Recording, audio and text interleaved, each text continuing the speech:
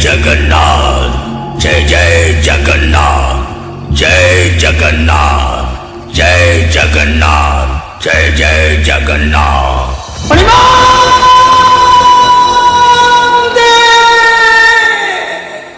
जो भगवान का नाम रे दुनिया आरंभ हुए, ଯେଉଁଠାରେ ଭକ୍ତି ରହିଥାଏ, ଯେଉଁଠି ଶାନ୍ତି ଓ ପ୍ରେମର ବର୍ଷା ହୁଏ, ନୀଳାଚଳ ନାଥ ସୃଷ୍ଟିର ସ୍ଥିତିକାରକ ଭକ୍ତଙ୍କ ଭାଗ୍ୟ ଲେଖାଇଥିବା ଜଗତର ନାଥ ଜଗନ୍ନାଥଙ୍କୁ ଶତ ଶତ ପ୍ରଣାମ।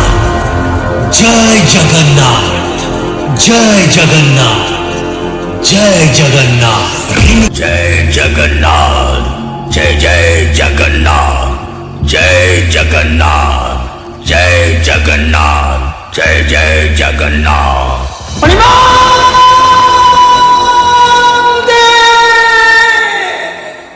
जो भगवान का नाम रे दुनिया आरंभ हुए।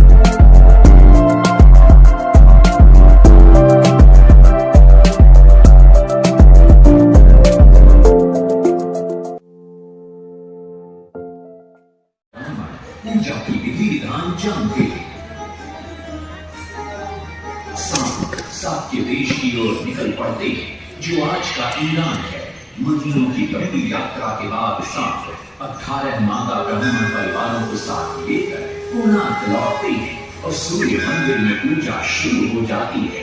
राजमाता कस्तूरी देवी नरसिंह देव को बतलाती है कि विवाह के कई वर्षों बाद तक जब हम निसंतान थे, मैंने भी उस सूर्य मंदिर में पूजा अर्चना की और तुम पुत्र रूप में मुझे प्राप्त हुए। माता की बात सुनकर नरसिंह देव मां को कोणार्क में संसार का सबसे भव्य और विशाल मंदिर बनाने का वचन देते हैं। सदाशिव सामंतराय महापात्र, जो शिवई सांतरा के नाम से लोकप्रिय थे, वे अपने सहयोगी बीसू महाराणा के साथ मंदिर का प्रतिरूप बनाते हैं और नरसिंह देव के समक्ष प्रस्तुत करते हैं। नरसिंह देव मंदिर का प्रतिरूप देखकर अभिभूत हो जाते हैं और शीघ्र मंदिर निर्माण कार्य आरंभ करने का आदेश देते हैं। से बड़े-बड़े पत्थर लाए गए, जितने पत्थर डाले गए सारे टूट गए। आग में जो डाला उसमें डाले गए, नहीं पता डाला सारे टूट गए।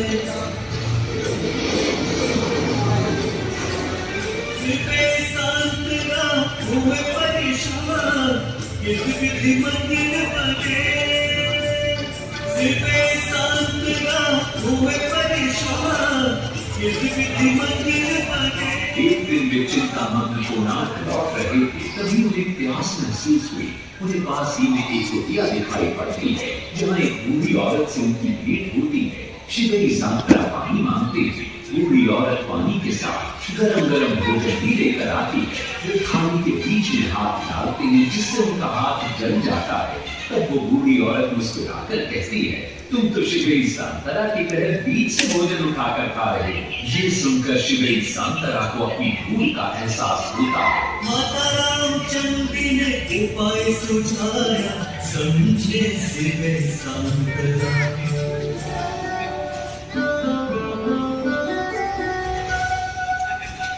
तत्पश्चात वो किनारे से पत्थर गलवाना शुरू करते हैं और मंदिर निर्माण का कार्य तेजी से आगे बढ़ने लगता है।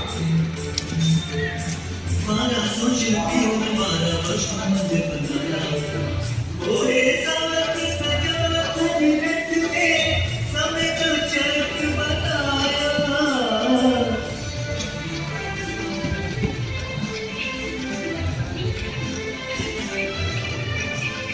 दूसरी तरफ कलिंग के उत्तर के राज्यों के नवाबों के बार बार राज्य पर आक्रमण हो रहे थे।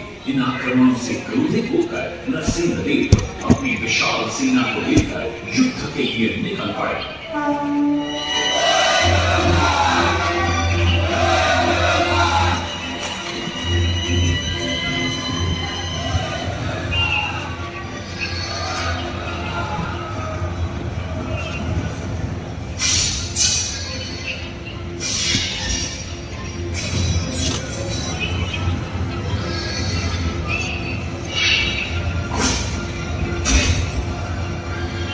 शक्तिशाली गौड़भंग के नवाबों को भी युद्ध में परास्त कर दिया और इनसे प्राप्त सारा धन अपने कब्जे में लेकर सूर्य मंदिर के निर्माण कार्य में लगा दिया।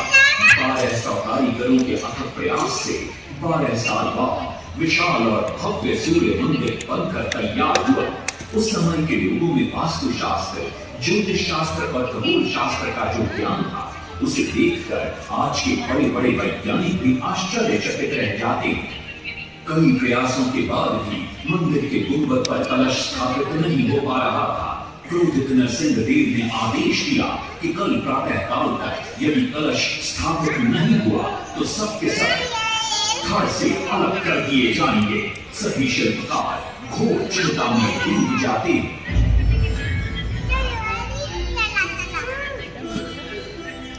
दूसरी तरफ मुख्य शिल्पकार बीसू महाराणा का 12 साल का बेटा धर्मपद सूर्य मंदिर के प्रतिरूप पर कलश बिठाकर प्रसन्न होता है और मां के सामने अपने पिता से मिलने की इच्छा व्यक्त करता है। मां अपने बागीचे के पेड़ कोठरी में बांध कर देती है और कहती है, अपने कुत्ते बलिया को साथ लेकर कोणार्क जा। बलिया अपने मालिक को पहचान देता है और और बीसू महाराणा से निपट जाता है। धर्मपद अपने पिता को प्रणाम करता है और अपना परिचय देता है। सबको चिंता में देखकर वो अपने पिता से इसका कारण पूछता है। कारण जानकर धर्मपद कहता है, अगर आप आज्ञा दें तो मैं मंदिर के गुंबद पर कलश स्थापित कर सकता हूं। शिवेश सांतरा धर्मपद को अनुमति दे देती। धर्मपद गुंबद पर चढ़ जाता है और कुछ ही समय के प्रयत्न के पश्चात वो कलश को स्थापित करने में सफल हो जाता है। गुंबद पर कलश स्थापित होते नीचे गर्भगृह में चारों दिशाओं में लगे चुंबकों के आकर्षण से सूर्य महाप्रभु की मूर्ति शून्य में स्थापित हो जाती है। सब धर्मपद को कंधे पर बिठाकर खुशी से नृत्य करने लगते हैं। तभी कुछ कारीगर इसका विरोध करते हुए कहते हैं, अगर सुबह राजा को ये पता लग गया कि इस बच्चे ने कलश को स्थापित किया है तो किसी का बचना संभव नहीं है, इसलिए धर्मपद को मरना होगा। इस बात से शिवेश सांतरा बड़े क्रोधित हो जाते हैं। भीषण वाद विवाद छिड़ जाता है। ये सब देखकर धर्मपद गहरी चिंता में पड़ जाता है और वो सोचता है कि यदि मेरे जीवित रहने से इन सब का सर काट दिया जाएगा तो इससे अच्छा है कि मैं आत्म बलिदान कर दूं ताकि सबके प्राण बच जाएं। और इसी पल धर्मपद नवनिर्मित सूर्य मंदिर के शिखर पर चढ़ जाता है।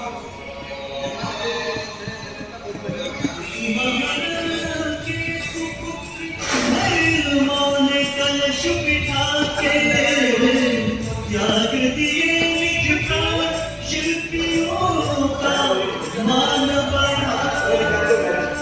वास्तु शास्त्र के अनुसार बना सूर्य मंदिर। सूर्य उत्तरायण हो या दक्षिणायन, सूर्य उदय आज के पहले किरण पड़ते प्रभु के ऊपर।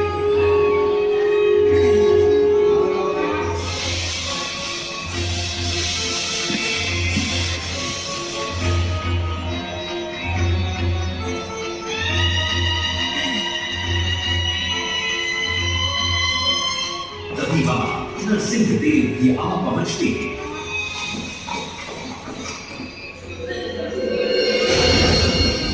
और सूर्य महाप्रभु को शून्य में स्थापित देख वे भी आनंद से भर जाते हैं और शिवेश सांतरा की पूरी पूरी प्रशंसा करते हैं। वो ये भी घोषणा करते हैं कि माघ शुक्ल पक्ष की सप्तमी को मंदिर की प्राण प्रतिष्ठा की जाएगी। लेकिन शिवेश सांतरा कहते हैं, राजन तिथि तो अच्छी, लेकिन मंदिर की प्राण प्रतिष्ठा के लिए ये शुभ नहीं। किंतु राजा अपनी बात पर अड़ जाते। शिवेश सांतरा को दुख होता है और कोई वाद विवाद किए बिना वे हमेशा के लिए वहां से चले जाते।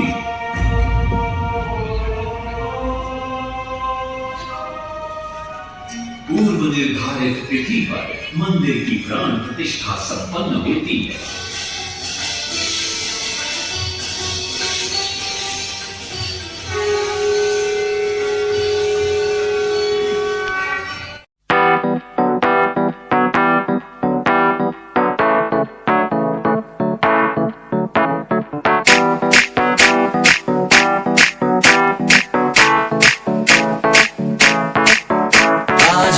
पानी पानी पानी पानी पानी पानी और तुम भी सानी सानी सानी सानी सानी सानी आ जाओ on the beach यार, फोटो मेरी खींच की किस्मत होगी तेरी, तुमने ये बात न मानी। आज तू है पानी पानी पानी पानी पानी पानी और तुम भी सानी सानी सानी सानी सानी सानी आ जाओ on the beach यार, फोटो मेरी खींच की किस्मत होगी तेरी, तुमने ये बात न मानी।